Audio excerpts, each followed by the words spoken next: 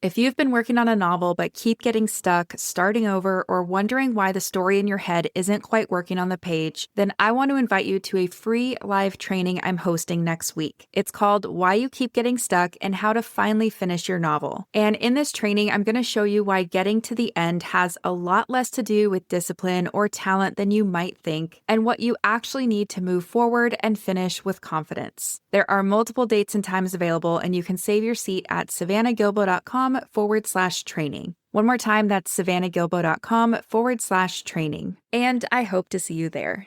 Two characters can have incredible banter, obvious chemistry, and plenty of reasons to be in the same room. And you can still end up with an enemies to lovers romance that doesn't quite feel believable. Because what makes this trope work isn't just the attraction between your characters. It's whether readers can buy into every step between I can't stand you and I choose you. And so in today's episode, I'm sharing 10 things that can make or break that progression from enemies to lovers, including what writers often get wrong about the initial conflict, why chemistry alone can't earn the romance, and why the tension can't disappear just because the characters stop being enemies. So if you want readers rooting for your characters as they move from enemies to lovers, then this episode is for you.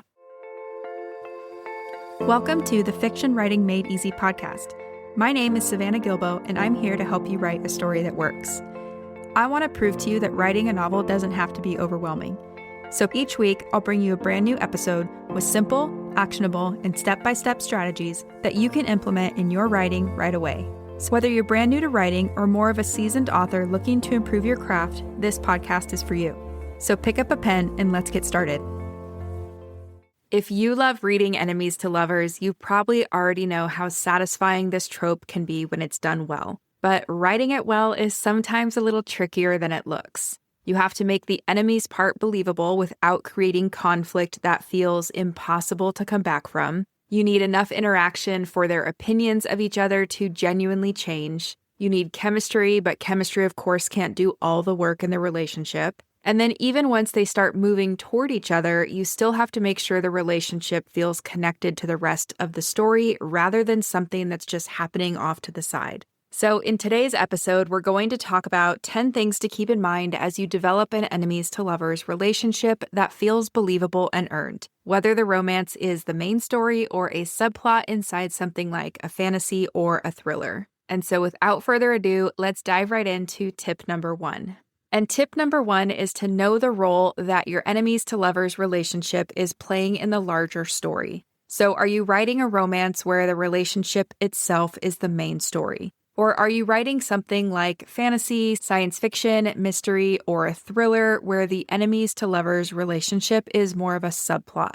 And this distinction is important because it tells you how much weight the relationship needs to carry in the story. So in something like a true romance, the major turning points of that story are going to revolve around the developing relationship. So readers are turning the page to figure out whether these two people will overcome what's keeping them apart and ultimately what's going to make them choose each other. So in a true romance, the major turning points revolve around the relationship. Now, of course, other things can and will happen, but those events will help put pressure on that central relationship and move it forward. So the main relationship is at the center, and then subplots are there to put pressure on that central relationship. Now, if the enemies to lovers relationship in your story is more of a subplot, that means your story's biggest plot points will revolve around a different central conflict, so not the romance. In a fantasy novel, for example, those plot points might revolve around defeating an army, surviving a war, or completing a dangerous mission.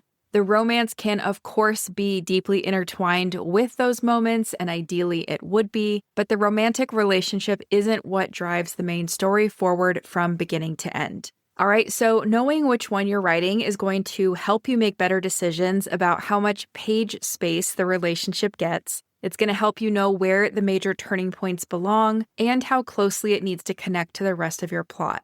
And when you don't have this kind of clarity, it's easy to let a romantic subplot start taking over your main story. Or if you're writing a romance, to give so much weight to the external plot that the central relationship starts feeling secondary. All right, so before you start planning all the banter and all the kissing scenes, I want you to ask yourself, what role does this relationship play in the story you're actually writing? And that is tip number 1, know the role that your enemies to lovers relationship plays in your story.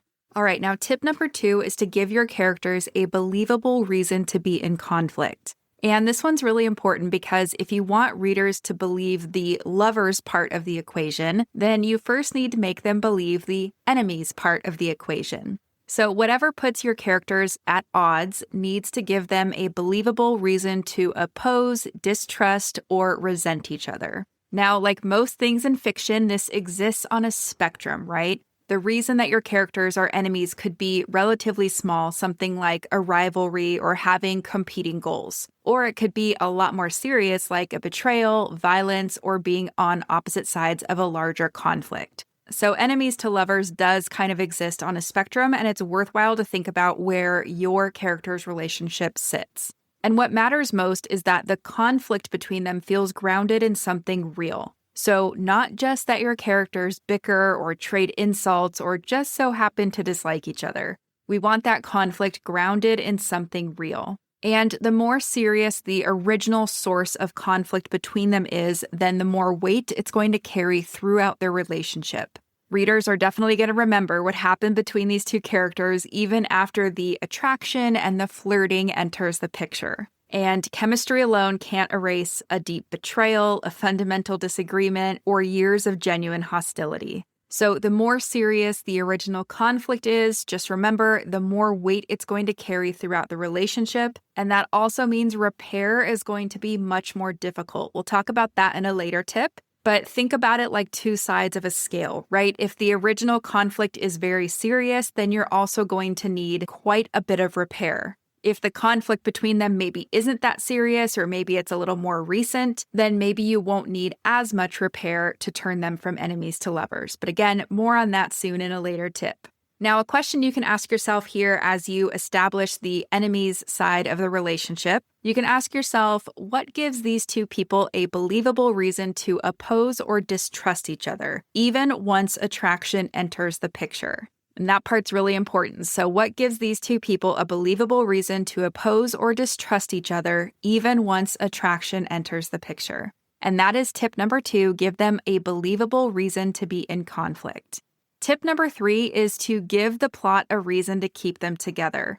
And this one is kind of funny to think about because if two people genuinely dislike or oppose each other, they're probably going to avoid each other whenever they can. So your story needs a believable reason that they can't just simply go their separate ways or simply avoid each other. And this is where forced proximity comes in. Now, I don't necessarily mean trapping them together in a cabin during a snowstorm, although by all means, that is a fun scenario. What I really mean is you'll want to create circumstances that keep these two characters in each other's orbit. So maybe they have to work together toward the same goal. Maybe they're competing for the same thing and they just keep crossing paths. Maybe they form a reluctant alliance, or one character needs something that only the other one can provide, right? The specific setup doesn't matter as much as the function it serves. And the function is that it gives these characters repeated opportunities to interact. When left to their own devices, they probably wouldn't interact at all. All right, so when thinking about forced proximity, really we're just giving the relationship somewhere to happen. And what your characters do with that proximity is what will allow the relationship to move forward. All right, so that is tip number 3, give the plot a reason to keep these two characters together. Now, tip number 4 is to make the romance part of what drives your story. So we just talked about forced proximity, and that gets your characters into the same scenes. But if you want your enemies to lovers relationship to feel like an important part of the story, then it shouldn't simply unfold alongside everything else that's happening. Ideally, both the plot and the relationship should put pressure on each other. So, for example, if you're writing a romance, then the developing relationship is going to sit at the center of your story. That means the external events of the plot should create circumstances that move the relationship forward, pull your characters apart, test what they're building, or force them to make new decisions about each other. And those changing feelings and decisions should, in turn, affect what the characters do next. Now, if enemies to lovers is more of a subplot inside your story, if you're writing something like a fantasy, thriller, mystery, or sci-fi novel, or any other genre, then the same principle applies. The larger conflict should put pressure on the relationship, and the developing relationship should affect how the protagonist handles that conflict. So, for example, maybe your protagonist needs to defeat an enemy army, but they're falling in love with someone who belongs to that army. And so being on opposite sides keeps putting pressure on the relationship, while their growing attachment creates divided loyalties, changes who they're willing to protect or sacrifice for, or leads them to make a choice that affects the entire mission. All right, so either way, the point is that the romance and the rest of the plot shouldn't feel like two separate tracks. What happens in the plot should affect the relationship, and the changing relationship should affect the plot and what your characters do next. And so a useful test here is to think about moments where the events of the plot change the relationship and moments where the relationship changes the choices that your characters make. If you can point to those moments in your outline or draft, that's great. And if not, you might have an opportunity to weave the two together a little bit more closely. All right, so that is tip number 4, make the romance part of what drives the story forward. Now, moving on to tip number 5. Tip number 5 is to let the relationship shape the characters' arcs. So, like we just talked about, the relationship should affect the plot, but it shouldn't only affect what happens in the plot.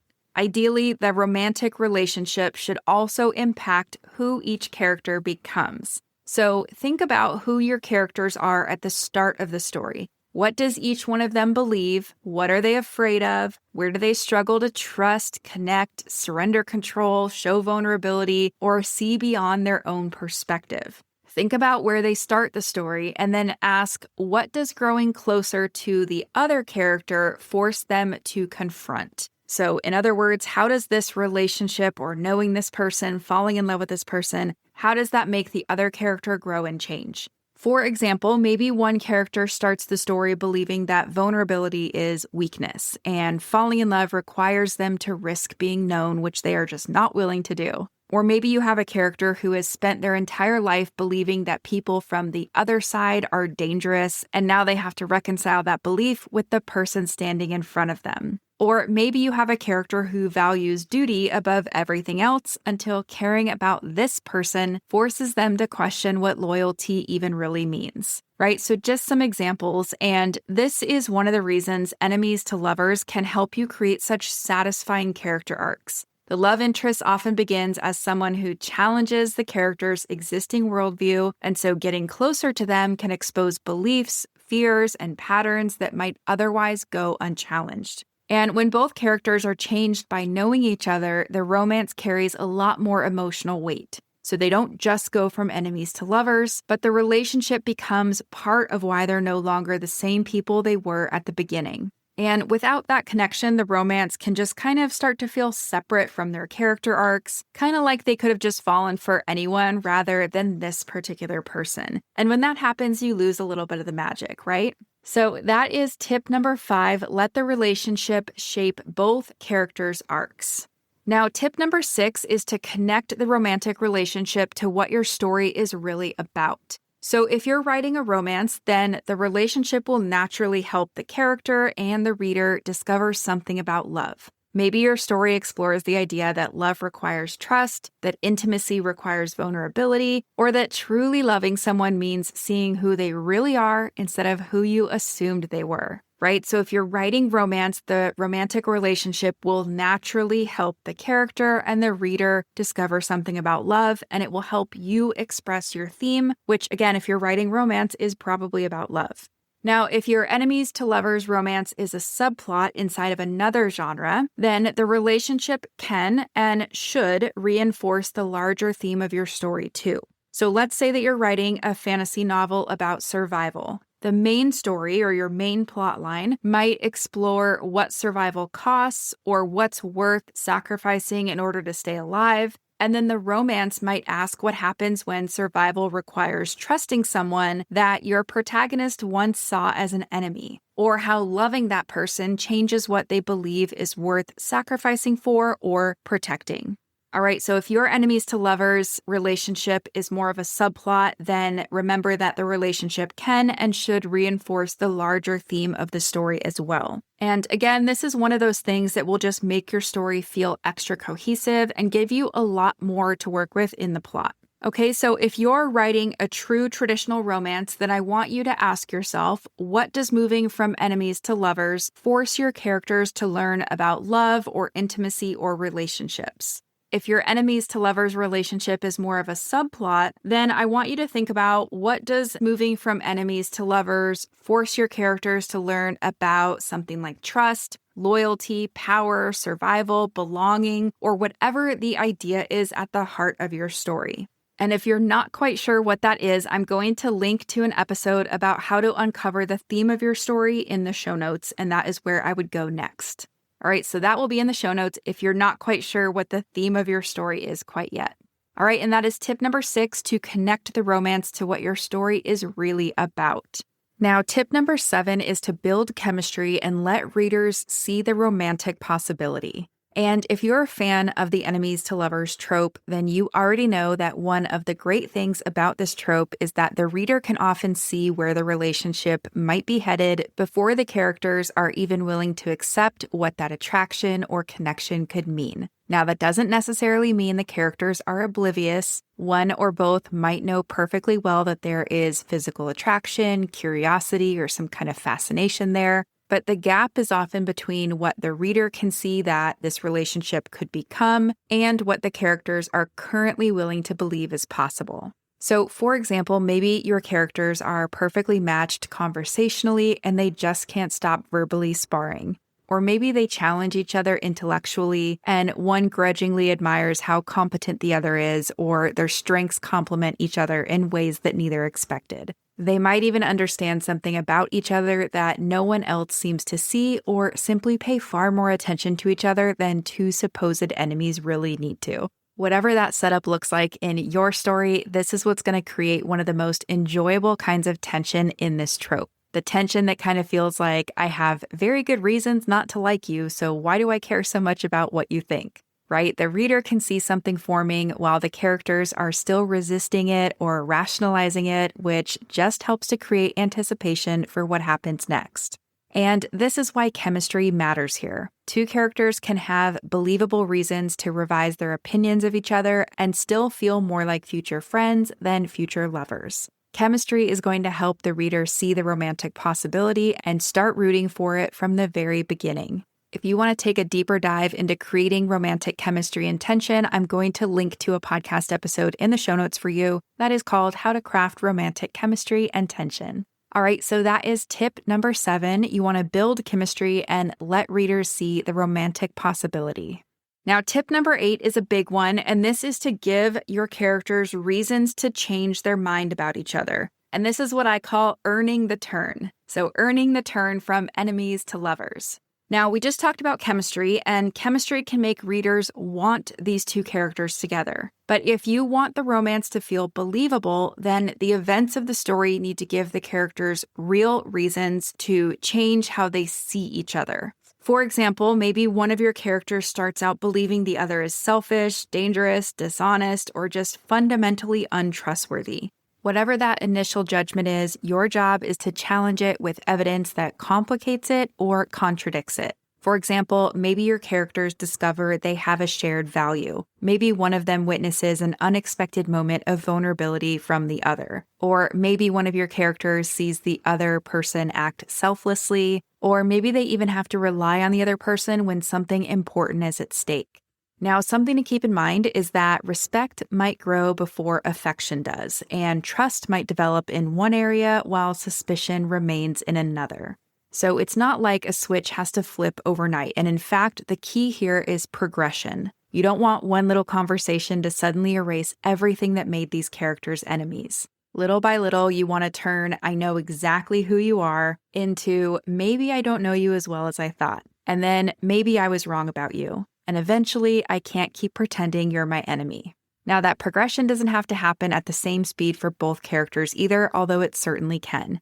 One might start trusting the other first, one might recognize the attraction first, or one might become willing to take an emotional risk while the other is still resisting. You can use that imbalance in each character's progression from enemies to lovers as a way to create even more tension in your story if you want to. But no matter how unevenly that progression happens, readers need enough evidence to believe both sides of the transition. Otherwise, one character's feelings may feel fully developed, while the other seems to fall in love somewhere off the page. And that is why earning the turn matters. By the time these characters choose each other, readers should be able to look back at what happened between them and understand why, when, and how their relationship changed. All right, so that is tip number 8, earn the turn and give your characters reasons to change their mind about each other. Now, tip number 9 is to put pressure on what once kept your characters apart. And what I mean by this is that once your characters have built real trust or crossed into some kind of romantic relationship, one especially effective way to test whether that change is real is to put pressure on the very thing that once kept them apart. So, for example, maybe they came from opposing sides and those loyalties suddenly matter again. Maybe one character appears to betray the other and an old secret comes to light. Or a new choice makes the other person wonder if they ever really knew the other character at all. Now, to be clear, you do not have to use this exact move in every enemies to lovers story, and you don't necessarily need a dramatic betrayal or breakup if you don't want one. But this kind of test can be satisfying for readers because it gives the characters a chance to prove that the relationship and the two people inside of it have genuinely changed. And if you think about it, at the beginning of a story, mistrusting the other person might have felt really obvious or even really necessary. But now that the characters know a little bit more about each other, they're closer, they've built something together, they have a lot more to lose. And so when that old conflict resurfaces, they have a choice which can be really interesting for readers. The characters can fall back into the assumptions that once kept them apart, or they can respond differently because of everything they've experienced together. And again, this is what makes this kind of test so satisfying. It gives the characters a chance to prove that the relationship and the people inside of it have genuinely changed. All right, so that is tip number 9, put pressure on what once kept your characters apart. And lastly, we have tip number 10, which is to give the relationship new sources of tension. So once your characters stop being enemies, it can be really tempting to let the tension between them disappear as well. But if the relationship suddenly becomes really easy, then the story can lose some of that energy that made the romance compelling in the first place. So the goal here is not to keep your characters fighting like enemies. It's just to let the source of friction or tension change as the relationship changes. So, for example, let's say that you have two characters who were on opposite sides of a war, right? Maybe now they're finally on the same side, but one of them has trouble sharing things with the other character. So it's kind of like they went from, okay, we were on opposite sides, now we're finally on the same side, but why are you still keeping things from me, right? It's a different kind of friction or tension. You could also have two fiercely independent characters who now have to figure out how to rely on each other, right? So maybe they're no longer enemies, but they've always been fiercely independent and now they have to rely on each other. So just a few examples to get your creative juices flowing. You can also think outside the relationship for new sources of tension as well. So maybe you had two characters who were once working against each other. Now they're fighting together, working toward the same goal, but the stakes are higher too. Maybe there's divided loyalties, there's secrets, or increasing danger that can expose new differences between them or something like that. All right, so either way, the friction, the tension needs to evolve because getting these two characters together gives them new things to care about, right? And therefore, new things to disagree about, new things to fear losing, or new things to struggle to navigate. Because just like in real life, intimacy can create problems that didn't exist when they were apart or when they were enemies. All right, so once the relationship changes, let the conflict and the tension change between them too. And that is tip number 10, give the relationship new sources of tension. Now, really quickly, I wanted to talk about how to write enemies to lovers across a series because I know this question will come up. And if you're writing enemies to lovers across multiple books, just remember that each book still needs to move the relationship somewhere new. So with each new book, I want you to ask yourself what meaningfully changes between these two characters in each book or in each installment. So for example, maybe book 1 moves them from enemies to reluctant allies, while the next book deepens their respect and attraction for each other, right? That's just one possible progression. But the important thing to keep in mind is that readers can look back and see how everything that happened between these two characters brought them closer to the relationship they have now. And once you do change that relationship in a meaningful way, make sure that you don't undo that progress just to recreate the tension that worked before. We just talked about this in tip number 10, right? So if your two characters have genuinely learned to trust each other, don't erase that development in the next book just so that you can recreate tension that worked before. Aim to do something different or raise the stakes on that original tension. All right, so just a few things to keep in mind if you're writing enemies to lovers across a series. And if you need help getting started with your book series, I'm going to link to an episode in the show notes that's called 5 Steps to Start Planning Your Book Series. So go look for that in the show notes if you are writing a series. All right, now real quick, I want to recap all 10 of the tips because we went through a lot in this episode. So tip number 1 is to know the role that the enemies to lovers relationship plays in your story. Is the romance the main plot or is it a subplot? Right? You just want to know the role it plays in your overarching story. Tip number 2 is to give your characters a believable reason to be in conflict. So we want to give them a believable reason to be in conflict even once the attraction enters the picture. Tip number 3 is to give the plot a reason to keep them together. So think forced proximity, but remember we want these two characters to be in meaningful contact with each other. So give the plot a reason to keep them together. And then tip number 4, make the relationship affect the central conflict. So if you're writing a true romance, the relationship will be your central conflict. If you're writing a story with romantic subplot, then make that subplot affect and impact the central conflict. Tip number 5 is to let the relationship shape their character arcs. Tip number 6 is to connect the romance to what your story is really about or that deeper theme. Tip number 7 is to let readers see the romantic possibility between your characters. Tip number 8 is to earn the turn, so give your characters reasons to change their mind about each other. And remember, the key here is progression. It shouldn't just happen overnight. There needs to be little things that build up to earn that turn. Tip number 9 is to make your characters face the original conflict or a flavor of the original conflict. Again, if you want to test whether the change between them is real or the relationship between them is real. And then lastly, tip number 10 is give the relationship new sources of friction and tension. So once they stop being enemies, you're going to need to brainstorm new sources of tension and friction. And the one thing to keep in mind as you're writing an enemies to lovers relationship is that the best enemies to lovers romances don't make readers sit there and think, wait, when did these two characters fall in love again? They don't make us think that, right? They make us look back at everything that happened between two characters and think, of course they fell in love. I've been rooting for them since the very beginning, right? So just keep that in mind as you are writing your enemies to lovers relationship. Now, if you want my help developing a story that works, whether it includes an enemies to lovers romance or not, come check out my Notes to Novel course. Because in this course, I'll walk you through the process for developing your story's foundation, crafting characters that readers will love, choosing your point of view, fleshing out your setting, developing your central conflict, and structuring your story so that you can move forward and write and finish a story that you're excited about and a story that you're proud of. If you want to learn more about Notes to Novel and come join me in the program, I will put the link to learn more and enroll in the show notes. Now, coming up next week, we are taking a deep dive into the inciting incident or the moment that kicks off your story. So we're going to look at 5 things your inciting incident needs to do to be impactful. And we're also going to take a look at how inciting incidents show up differently across genres. So that's going to be a really fun episode, and I can't wait to share that with you. All right, now that's all I have for today. As always, thank you so much for tuning in. Thank you for all of your support. I hope your writing is going well, and I will talk to you next week.